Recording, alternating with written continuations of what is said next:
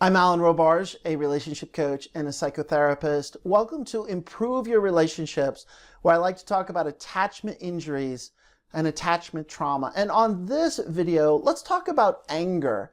Let's talk about bitter anger, and let's talk about a lifetime of bitter anger. And many of us who have this anger buried within us, it's so deep, it's so unconscious, it's not in the forefront of our personality. So it's not so much that we're an angry person. We might be lovely, nice, kind people, and in general, we're not leading from our anger.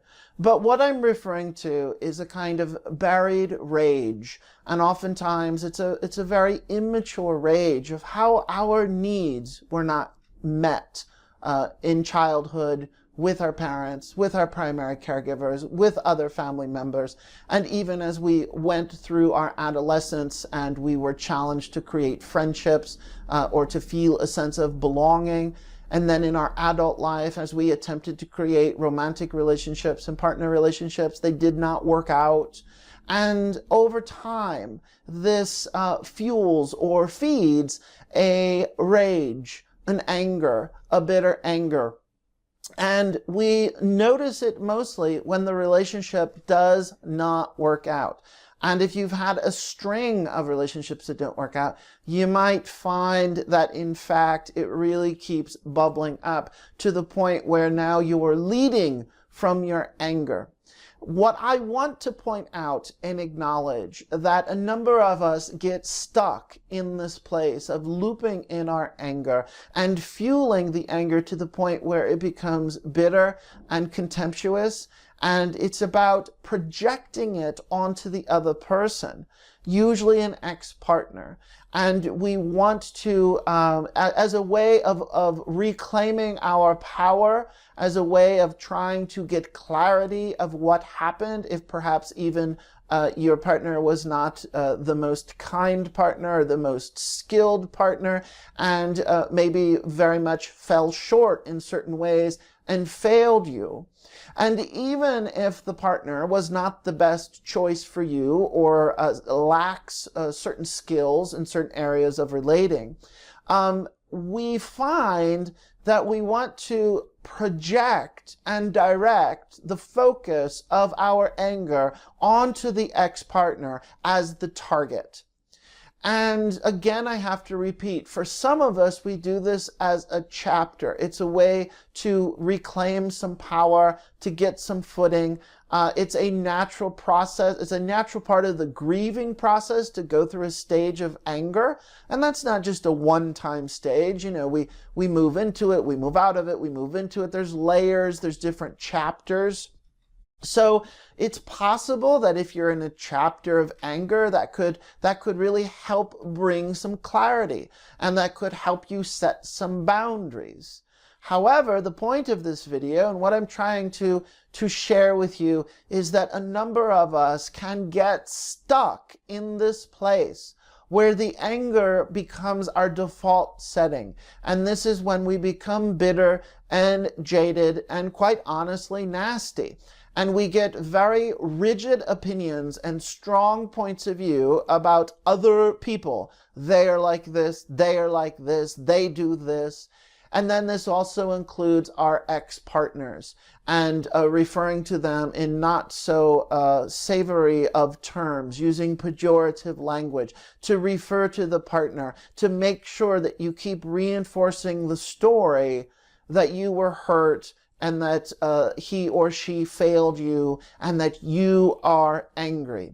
Now, at some point, after you reasonably assess if this is a bit beyond a healing chapter, and that you are perpetually stuck looping in this place, it can be very helpful to think about, to remove the projection off of the partner, to pull out of the story of your adult relationship, the story, the narrative of what happened, and all the details of what happened, and try to take a break from projecting the anger onto the ex-partner, and to drop down into the raw, pure energy of the anger that is not connected to the story or not connected to the partner.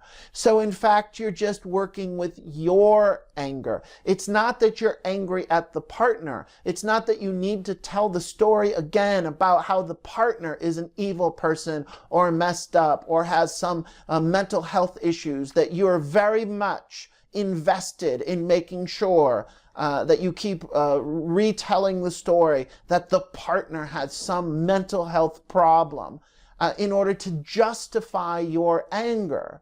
So if we take a break to pull the projection off of the other partner, which means take a break from the story, come into the hot energy, the frenetic energy, the bitter energy of your anger. And if you drop down into it, chances are it's going to connect you to a lifetime of anger and unresolved anger that is so much bigger than the ex-partner. And in order to meet it head on and to meet it developmentally, to meet it from a point of view of maturing through it, we need to take a break from tagging it or linking it to the ex-partner as the purpose and the sole reason. That's how we keep ourselves stuck in dependency when we stay hooked into the projection of the anger onto the ex-partner. We have to unhook. And at that point, it's not that you're angry at the ex-partner, it's that you have to work. It's your anger. You're angry because it's your anger, not because of something that was done to you. And that's living within you. And usually for me, and perhaps for many of us, when we go into that place, when we drop into that place, we're not talking really about anger, or we're talking about a certain type of anger, which is rage. It's this primal rage. It's this very core base place around being fundamentally rejected as a human being from people who we thought loved us or attempted to love us, and nonetheless really significantly did not see us, did not hear us, did not connect with us. And for some of us, that means being betrayed. For some of us, that means, outright being abandoned. And if you can drop into the rage of being abandoned, the rage of being rejected, the rage of being ignored, you realize there's a transcendent quality to this that moves beyond the story of who hurt you and who did what and when and how they treated you. And you really come into centering yourself in that hot energy, in that hot rage, in that provocative rage that needs attention. And at the core is a small child. At the core is a little girl self, a little boy self. At the core is a very primal young part of you that is tender and sensitive and precious, and who is just crying out, just incredibly crying out. And your job, your healing job, you don't have to use my words, you don't have to frame it the way I do. If this whole idea of thinking of a younger self, a child self, doesn't resonate with you, that's fine. There's other ways to frame this. But we need to drop into the rage is your rage, not because of what someone did to you, but the fact that it's still living within you and it wants attention. And usually connected to it is a profound hurt, a profound grief, a profound sadness. And our job is to begin to let that rage bubble up through our bloodstream, through our muscles, through our cells, through our bones. And it is going to shake us to the core because it's painful, and it means being conscious about all of the missed opportunities, about what didn't happen. This could be so helpful to realize and to know that this is part of the path beyond blaming your partner. In this way, from this point of view, from this context, it really makes the story, makes what happened with the partner so yesterday's news. It's so not about that. Yes, you were hurt. Yes, your partner was unskilled. Yes, your partner behaved in ways that we could say were, incredibly hurtful. if that perhaps is your story. And at some point, we need to put getting hooked into retelling the story and projecting our anger onto the other person. And we need to drop down into our own relationship with our rage and our deep hurt. And that's where we begin to bring presence and self-kindness and compassion to the part of us that is not only was hurt in the past, but is still hurting now. And if you don't do this, you could get stuck for 5 years, 10 years, 15 years, or however your whole life, wanting to repeatedly tell the story about how someone else is a jerk or hurtful or, ruined your life. And you want to stay stuck fueling your own bitterness and fueling your own toxic, the toxic byproduct of not being able to address and release yourself from this rage is at your own expense of then feeling jaded and feeling the incredible unsatisfactory aspects of what it means. It bogs you down. It's a weight. And one way to begin to practice releasing ourselves from being crushed by the weight of this anger is to allow ourselves to have the skills to drop into, hey, wait a minute. This really isn't about this person, these failed attempts, this chapter of working through some kind of necessary anger.